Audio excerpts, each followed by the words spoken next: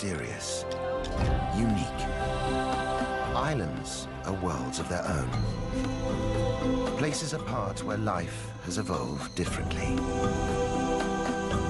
But in our modern interconnected world, islands are also part of a global community that is changing, for better or worse. In this series, we're exploring the lives of islanders.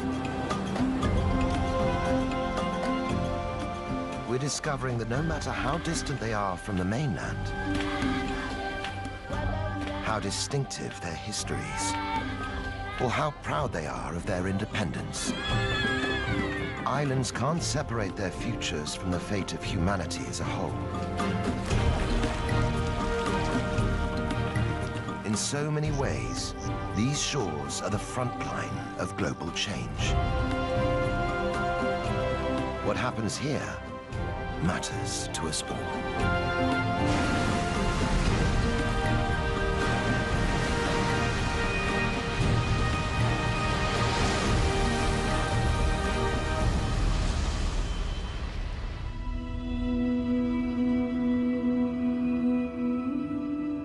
Just south of the equator, off the East African coast, is the archipelago of Zanzibar.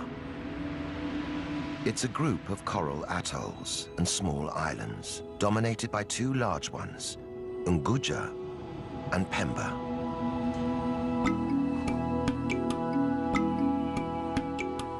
Today, Zanzibar is home to 1 million Swahili people.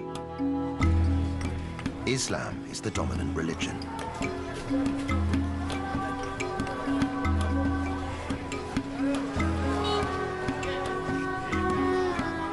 But over the centuries, these islands have known many cultures and customs.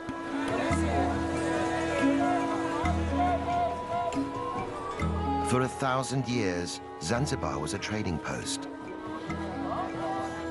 But the island's riches meant that many outsiders sought to control them.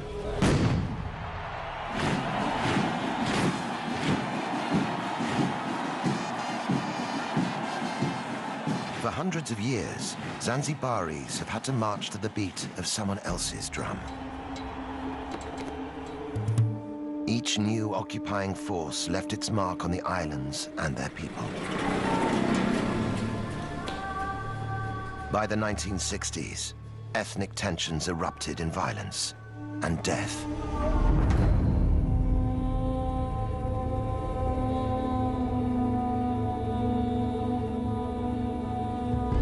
The aftermath: extreme poverty and ill health. For some, a rise in tourism seems to promise a way back to wealth. In reality, most of the tourist dollars stay within the gates of luxury, all-inclusive enclaves.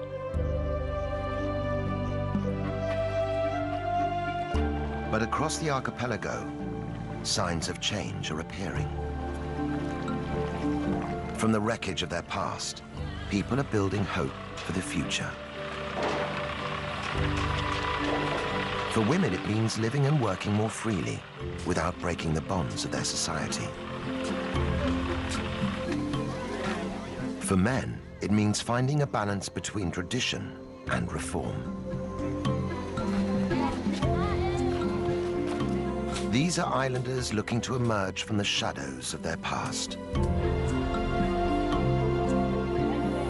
For the first time in centuries, they're in charge of their own destiny. After all their troubled history, could this be Zanzibar's moment?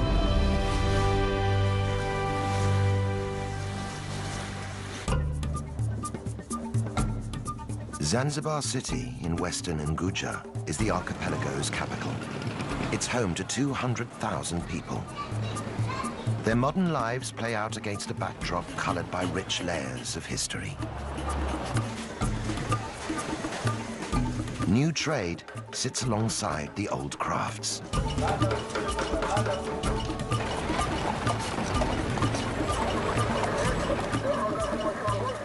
stone town is the city's historical core. Once it was the vibrant capital of an Arab trading empire, but today only traces of its wealth remain. On the outskirts is Michinzani, the new town. Its sprawling settlements clearly mark the divide between ancient and modern.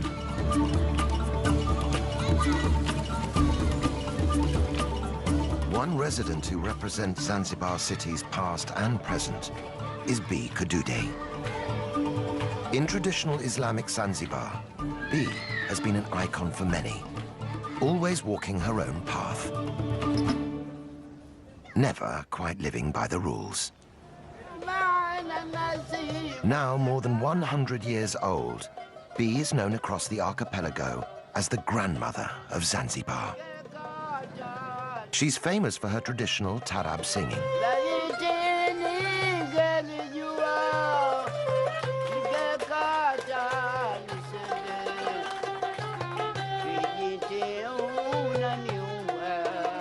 Despite her age, B still performs regularly. The fusion of Arabic rhythms and Swahili poetry is a reminder of Zanzibar's exotic history.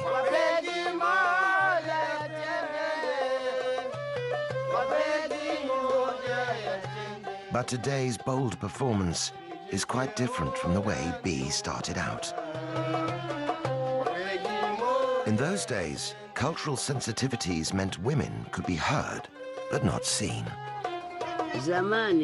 In the past, or a long time ago, you would do this.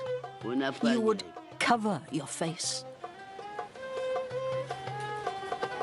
Now we don't do this. We want all the audience to see us and look at us.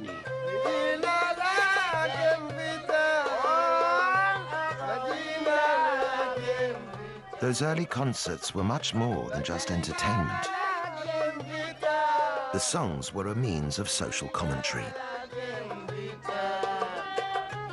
In the song Kijiti, B sings of a miscarriage of justice and the murder of a pregnant woman.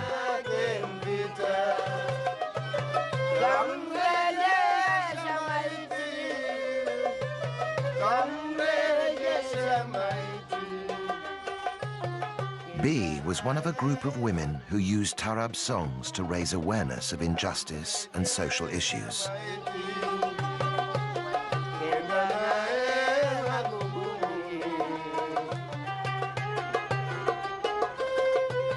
A century after Kijiti was written, women in Zanzibar still don't have the same rights as men.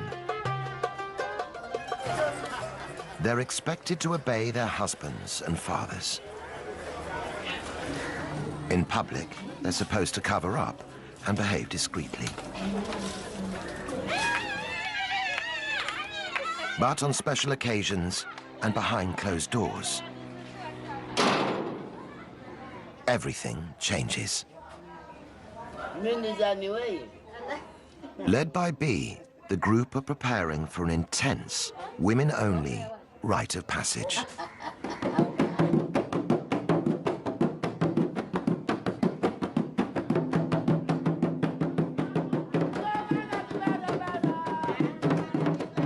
This normally secretive ritual, known as Inyago, is rarely seen by the outside world. For the young girl at its center, this initiation into womanhood is a vital preparation for married life.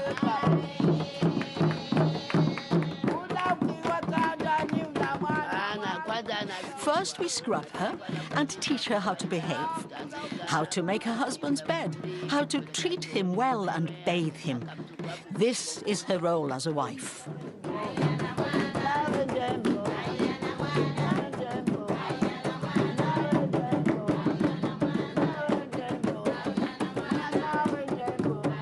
The women use the rhythm of B's drum to teach the bride how to pleasure her husband.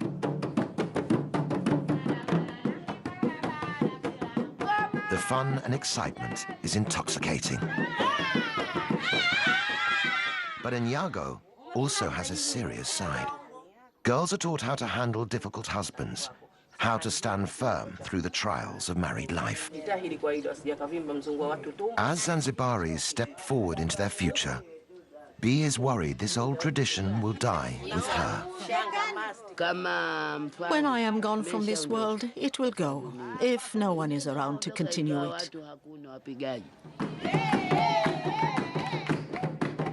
But as long as the ritual remains relevant to modern women in Zanzibar, it seems sure to survive.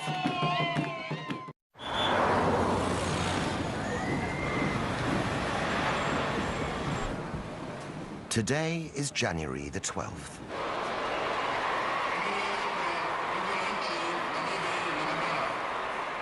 The president is on his way to celebrate a pivotal moment in the island's history. Half a century ago, African Zanzibaris seized power from the Arab-dominated government in a violent uprising.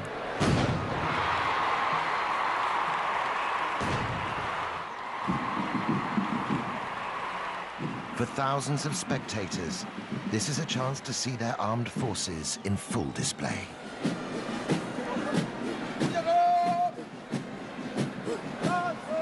For the president, it's a political opportunity.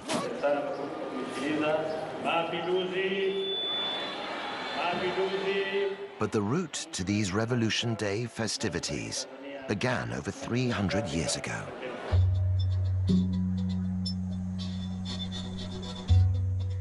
In 1698, after a long history of trade with the island, Oman conquered Zanzibar and declared it an Arab state.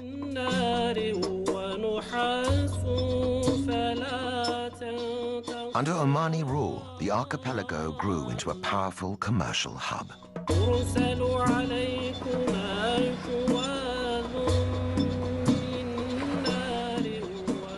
Zanzibar's thriving ports and bustling bazaars were at the center of a vast international trade network.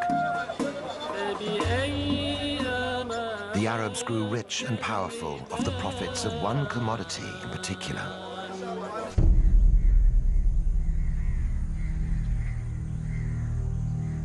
slaves.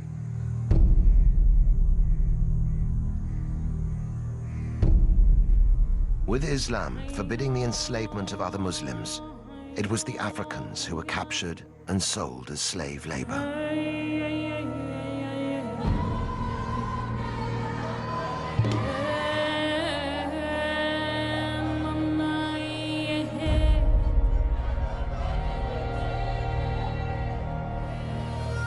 Kept for long days in hot, cramped holding cells, many died before ever reaching their destination. Around the world, the clamor for abolition grew, but the island's slave trade continued to flourish throughout the 1800s. At its height, 15,000 slaves a year were imported into Zanzibar.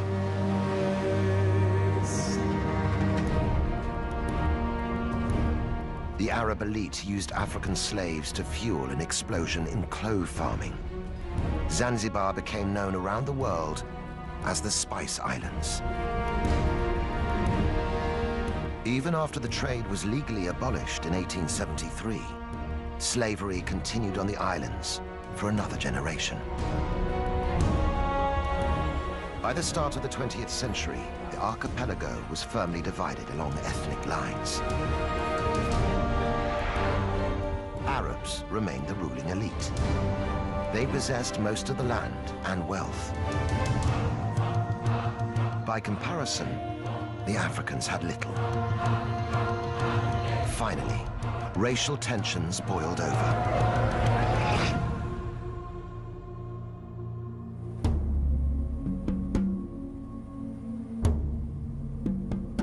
On the 12th of January 1964, the African population turned against the Arabs in the government.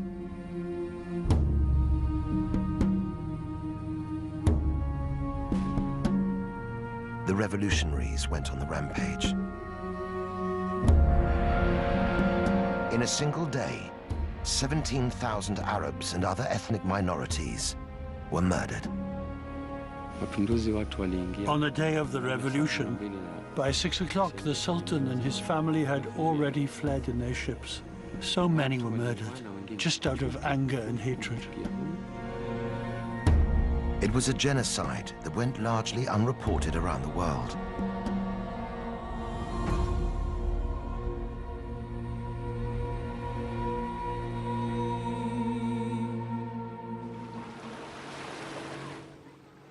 After the horror, many of the surviving Arabs fled the island.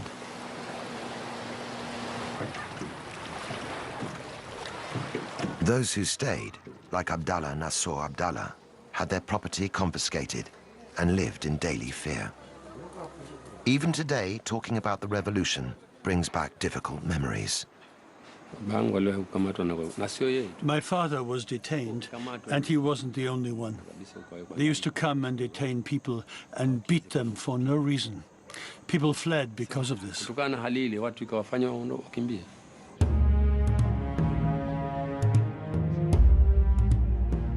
Isolated and without its traditional leadership, Zanzibar sought stability by uniting with Tanganyika on the African mainland to become the Republic of Tanzania. But the political quick fix didn't end the violence, which continued for nearly 50 years. Finally, in 2010, the two main parties agreed to put an end to the fighting. They formed a coalition government, and months later, the islands experienced their first peaceful elections. For many, the political change marks the start of a new chapter in Zanzibar's future. But on the archipelago's second largest island of Pemba, the landscape itself is a reminder of how difficult it is simply to wipe the slate clean.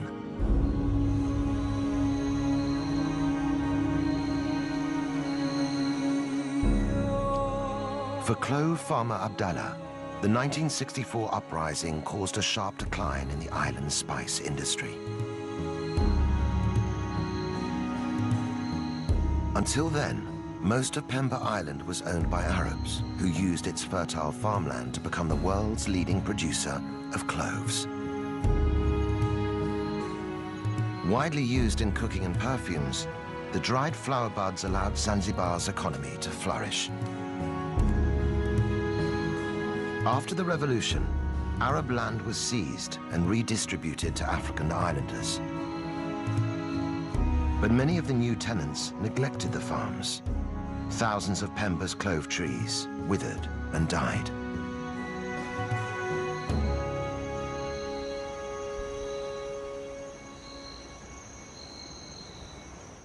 With new trees taking 8 years to produce cloves, the loss proved costly. In the months after the revolution, clove production in Zanzibar dropped by 95%.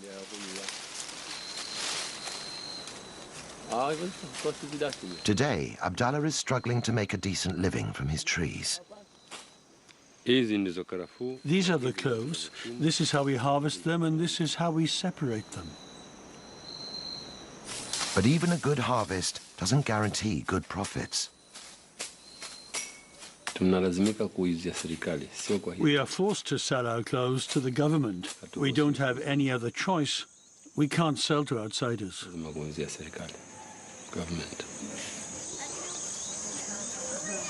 Although yields are just a fraction of what they once were, 10,000 tons of cloves are still produced every year on Pemba.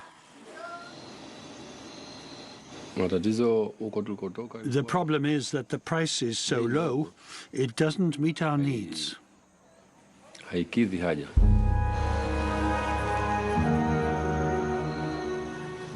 The Zanzibar State Trading Corporation pays the clove producers less than half the market rate. The low price makes it a real struggle for Abdallah to make ends meet for his family. For other, less scrupulous farmers, it means turning to the black market. I've never smuggled myself, so I don't know the price. But other people are smuggling cloves to Kenya across the ocean.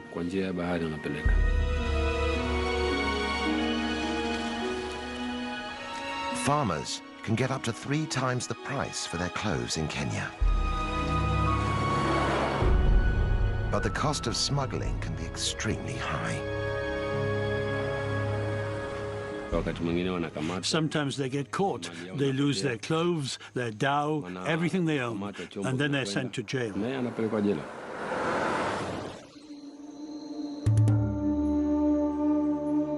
Once key to Zanzibar's wealth, now the clove industry is struggling to survive. All the same, for farmers like Abdallah, the new politics offer the prospect of a brighter future. It seems like a new beginning here. The coalition government are trying to build a new Zanzibar. So not just for me, but for many people, things will get better, God willing.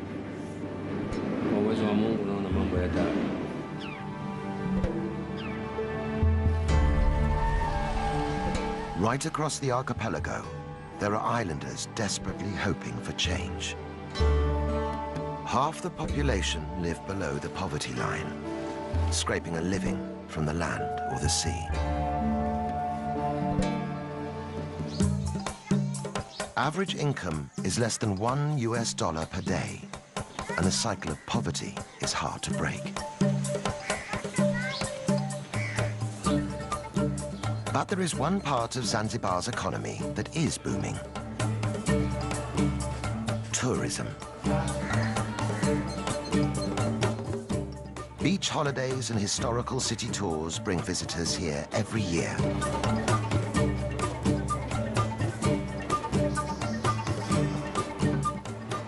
The rapid growth of tourism is bringing new jobs and opportunities.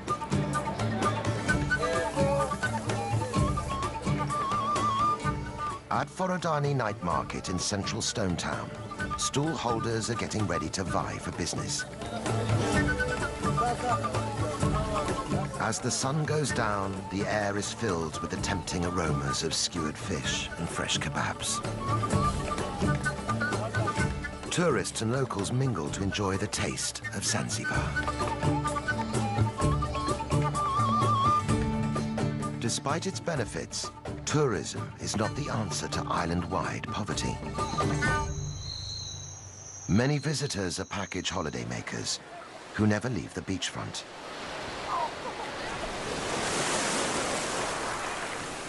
Very little of the money spent inside the big resorts ever reaches local Zanzibaris.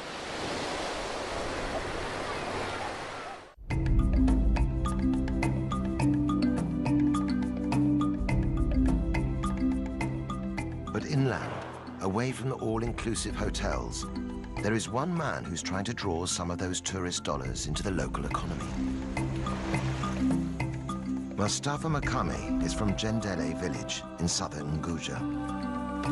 He runs tours that give visitors a rare insight into the real Zanzibar, showing how life in his village has developed in harmony with the local environment.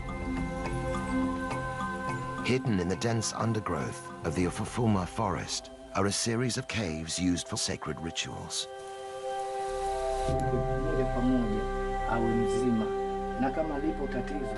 Mustafa thinks they could be the key to attracting visitors. Tourists can have the chance to meet the witch doctor and see how he works.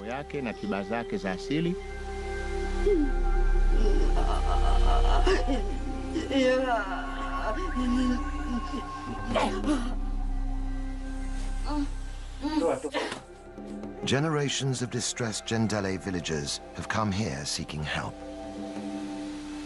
This cave is used for people to be healed by a witch doctor. They come here when they're sick to ask for help from their ancestral spirits. Left behind at many of the caves are small adornments and gifts, offerings to appease the demanding Shaitani.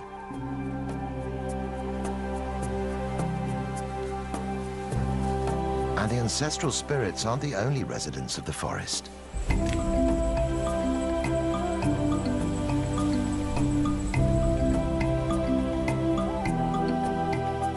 Visitors to Ufufuma can also see one of Africa's rarest inhabitants.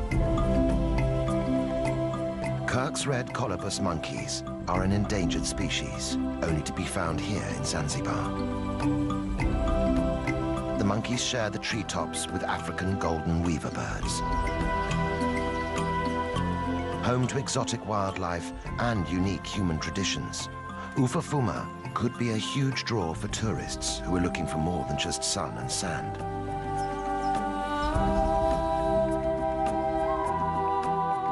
Already, Mustafa's scheme is generating vital income and bringing real improvements to life in his village. We use the money raised from tourism to support our community as much as we can. For example, we've helped provide electricity for Jendele village.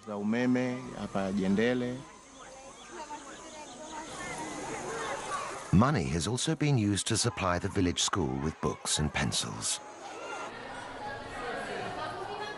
These free provisions can make all the difference as local families weigh up the benefits of education for their children. But even though the income they bring is valuable, visitor numbers to the forest are still disappointingly small. The truth is that right now, we are only getting maybe 20 to 25 tourists in a whole year. We just don't have the ability to advertise outside of Zanzibar. To really get his tours off the ground, Mustafa needs the support of the major players in Zanzibar's tourism industry. We would like the big hoteliers to send us guests, and in turn our community will become well known in our country. One day, we hope, we'll get many more tourists to come.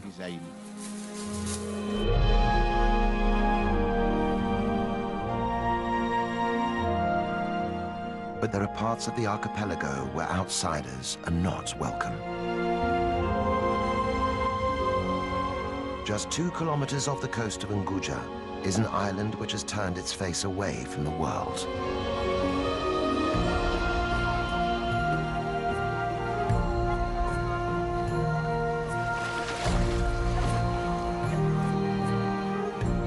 Once, Tumbatu ruled the whole of Zanzibar as its capital. Now, islanders here choose to keep themselves apart. Known as the Watumbatu people, residents claim to be direct descendants of the Persian kings who arrived in Zanzibar in the 10th century. Today, they are proudly independent people, notorious for discouraging visitors.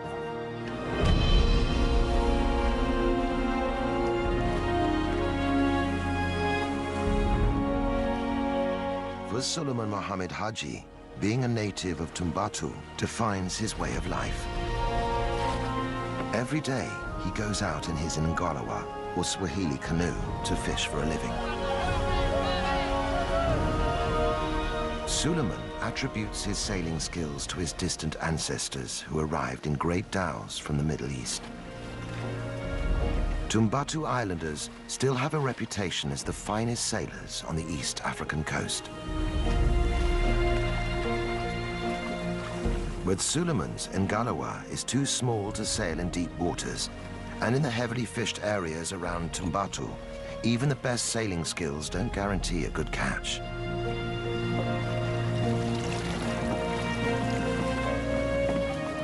Sometimes Suleiman goes home empty-handed. It's the sea that keeps my life going. If I don't catch anything, I have no other means. I don't have any other way to make a living. With a large family to support, Suleiman is under daily pressure to provide. I have 3 wives. These days, my first and eldest wife helps on the farmland. My second and third wives are doing the housework.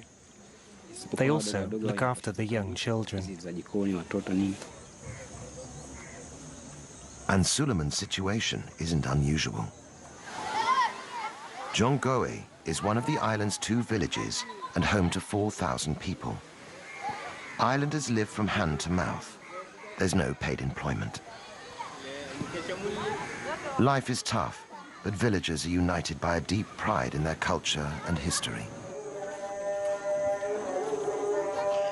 At the heart of their island legacy is faith.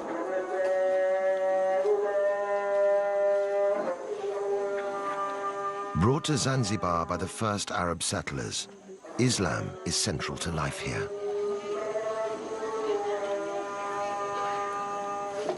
Watumbatu people are devout Muslims.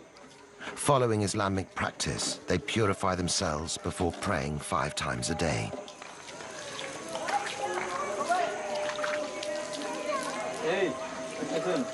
Gender roles are strict, and even prayer is segregated. While men attend the mosque, women must worship in private. Village chief Mwadini Makami is determined to keep out the modern influences he sees damaging other parts of the country. Across Zanzibar today, whenever you hear of misconduct or misbehaving, there's never a person from Tumbatu involved. This is because we are following our religion and culture. As chief, Mwadini believes it's his responsibility to protect Tumbatu's cultural integrity. For him, the key to doing that is to discourage tourism.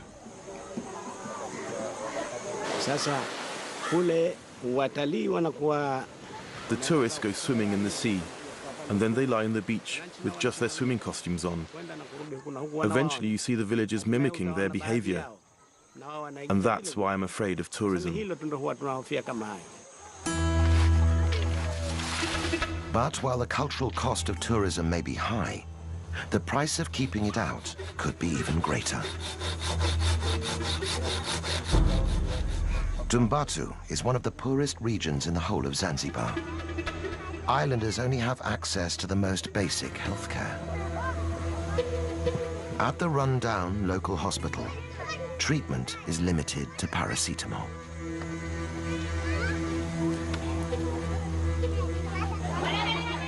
The isolation of Tumbatu is both its strength and its weakness. Soon, islanders will have to decide if the cost of maintaining it is simply too high.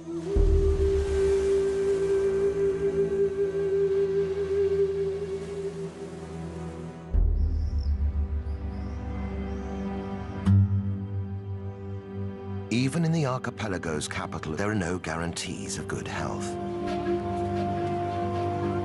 Here, the barriers are physical as well as cultural. 1/3 of Zanzibaris have no direct access to clean running water. Some can collect supplies from community standpipes, but getting it home can be a challenge.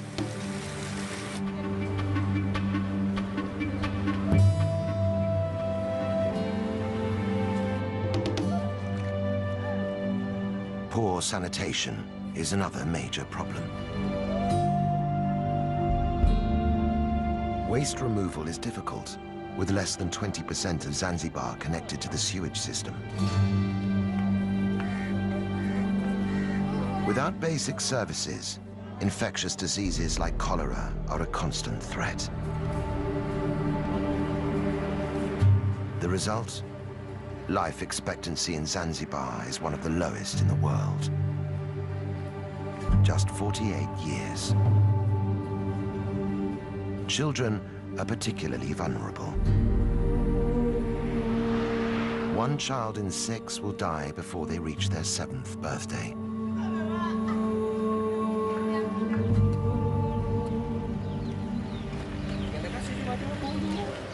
In the southeastern corner of Unguja, a small team of people is trying to improve the odds for Zanzibar's children. Makunduchi is one of only 3 hospitals on the whole island. But it boasts a brand new clinic for mothers and babies, and already it's saving lives. For hospital manager Zainab Othman, the challenges in providing better health care are daunting. The government's trying to build new hospital facilities all over Zanzibar, but the problem is the lack of skilled staff.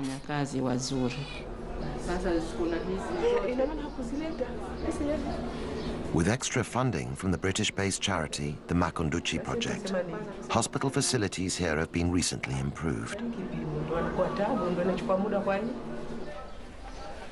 But Zainab still only has 34 beds and 2 junior doctors to treat a population of 60,000 people. Even with such limited resources, the team are working miracles.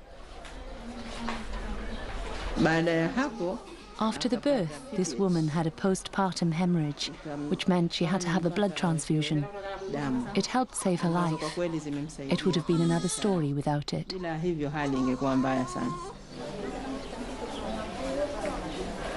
As a mother of 3 and a trained midwife, Zainab is passionate about getting modern medical support for pregnant women.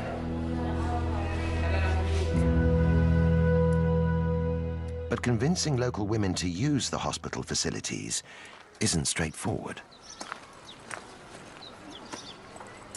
For most pregnant mothers, the first point of contact is their village's traditional birth attendant.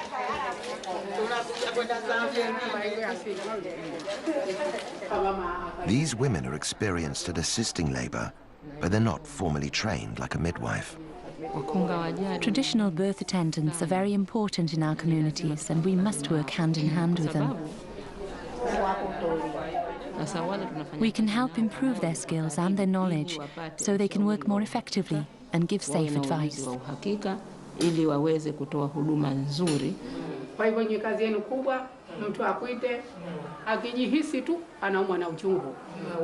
Getting these birth attendants on board is helping to persuade more mothers to have their babies in hospital.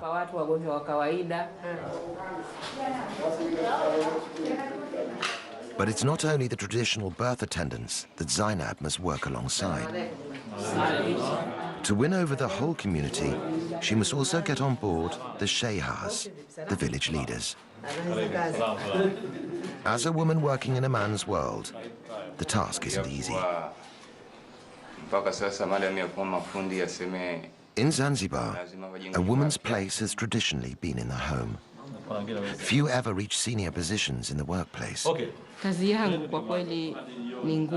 This can make my work pretty difficult sometimes. People ask, why is a woman in a management position? It's just another challenge that I've had to try to overcome. Zainab is a pioneer for women in Zanzibar. Her hard work and persistence has won respect and is helping to challenge the old stereotypes.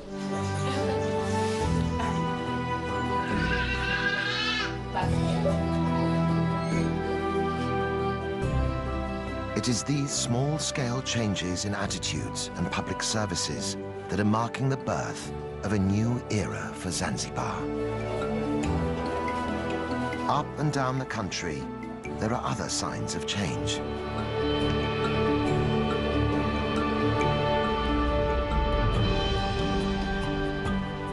Just a generation ago, a female football team would have been unthinkable.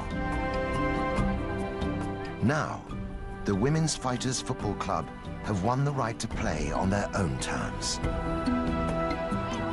When they tackle men's teams, there's a feeling that there's more than just the game at stake. They are part of a new generation, fighting for a better deal for women in Zanzibar. And the revolution isn't limited to sport.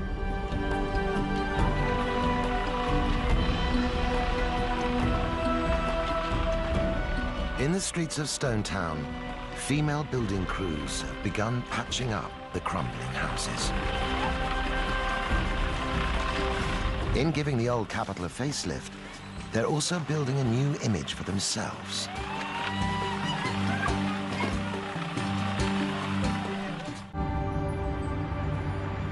In the seaside village of Kidoti, in northern Unguja, women don't work just to prove a point. They have to work just to survive. I have 8 children. Their father died, and they have only me left. Fatuma Mashenga is one of a growing number of islanders who work the beach farming seaweed. We're a group of women who all farm together. It's hard work. Sometimes when we go to harvest the seaweed, the ocean steals it. This makes it even harder on us.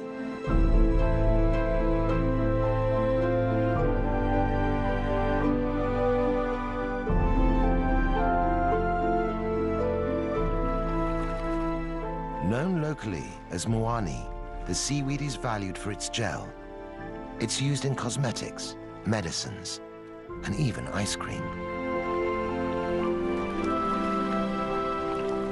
But it's not just a question of picking what's there. The crop has to be trained and cultivated. I go all along the rope, tying the seaweed on until I reach the end. When that's done, I wait for the tide to come in before I go home. It takes 3 months before the newly planted seaweed is ready to harvest. Working every day, women can gather 700 kilograms of fresh seaweed a year. But harvesting is just the beginning.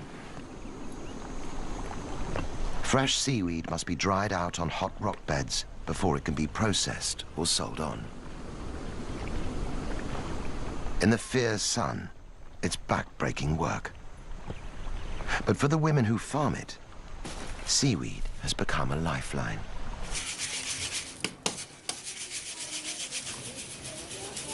As a widow, Fatouma's income is the only means she has to sustain her family.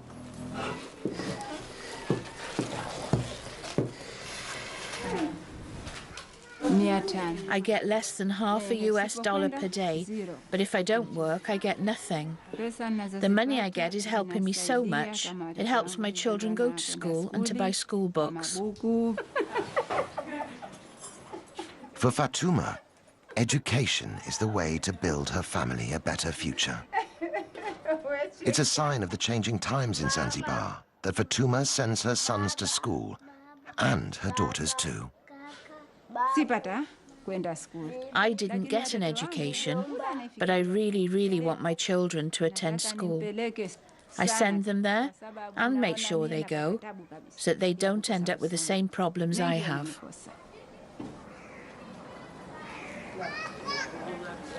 The profits are small, but Fatouma and her friends feel empowered by the money they're making.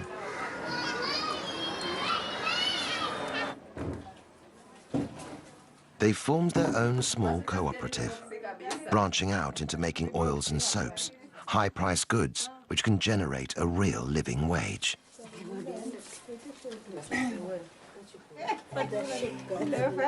As traditional exports decline, it is women like Fatouma who are building the foundations of a new economy for Zanzibar. And with it, they're revolutionizing their place in society.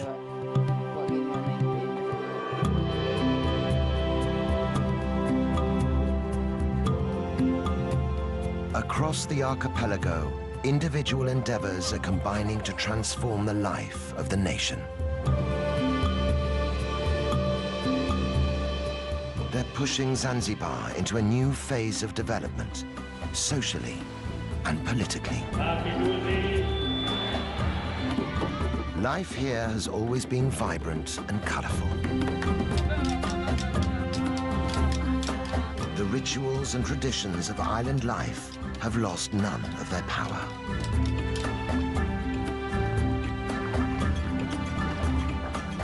And now, there is a brighter future to imagine and reach for.